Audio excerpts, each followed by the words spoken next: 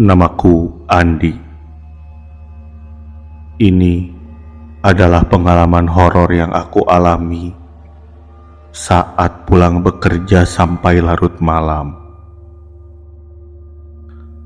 Saat itu di kantor, aku mendadak banyak kerjaan.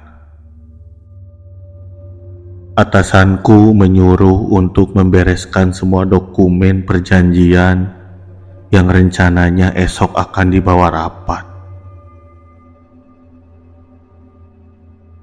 Ini terjadi karena klien perusahaan sangat sibuk dan kadang tidak menentu, yang memaksa perusahaan ini mengikuti klien karena memang kami yang butuh.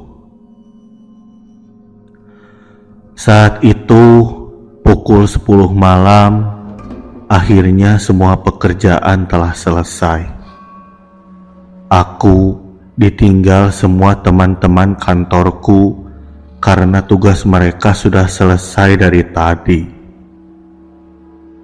Aku sempat menggerutu karena hanya aku yang tersisa di kantor ini. Aku simpan semua dokumen di meja, lalu aku bergegas pulang. Aku segera berjalan menuju parkiran motor di depan.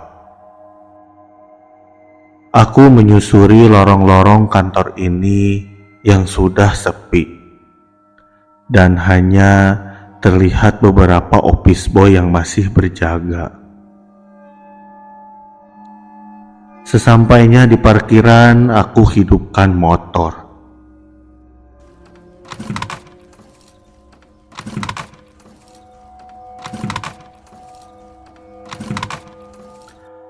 Namun, motorku tak mau menyala. Sungguh sial aku hari ini. Aku berinisiatif memesan ojek online.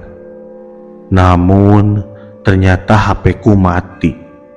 Dan sialnya lagi, chargernya tidak ada dan ketinggalan di atas. Karena malas untuk balik lagi ke atas, aku putuskan meminta Pak Satpam saja yang mengantarkanku pulang. Karena jarak rumahku ke kantor tidak jauh. Aku pun bisa mengisi daya handphone menggunakan charger di rumah. Aku lalu berjalan mendekati Pak Satpam.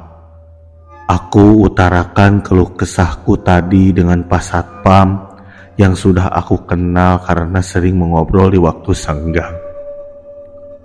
Aduh, Mas Andi telat sih. Barusan Pak Burhan pulang. Saya baru masuk juga. Saran saya sih mending ke pangkalan ojek di depan aja, Mas. Biasanya masih ada yang ojek sampai malam. Serasa mendapatkan pencerahan dari Pak Satpam, aku bergegas menuju pangkalan ojek yang dimaksud.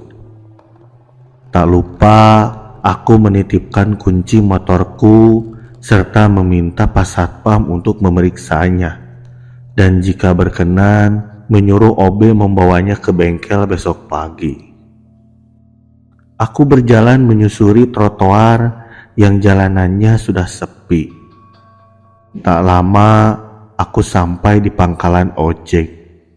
Dan kulihat ternyata masih ada satu orang di sana. Pak, ojek Pak, ke perumahan depan ya.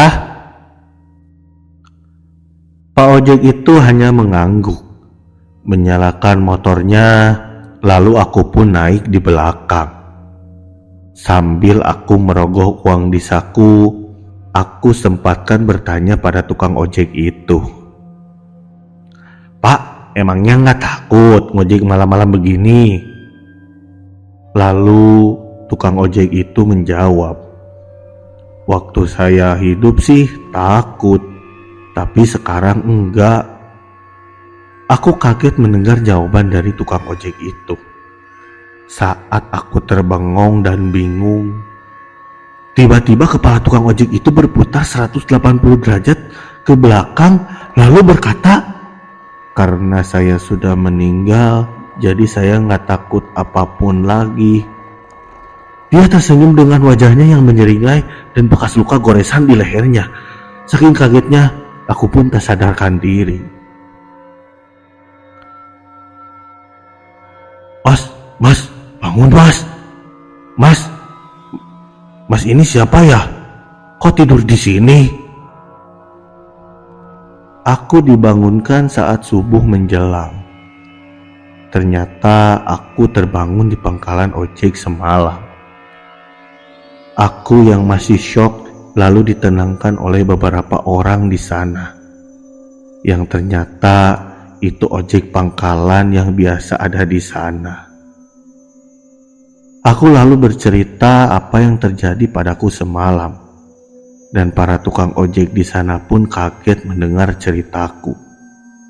Karena semenjak kejadian rekannya yang dibegal, mereka sudah enggan lagi ngojek hingga larut malam. Aku lalu diantarkan salah satu dari mereka ke rumah. Sungguh sial aku di hari itu.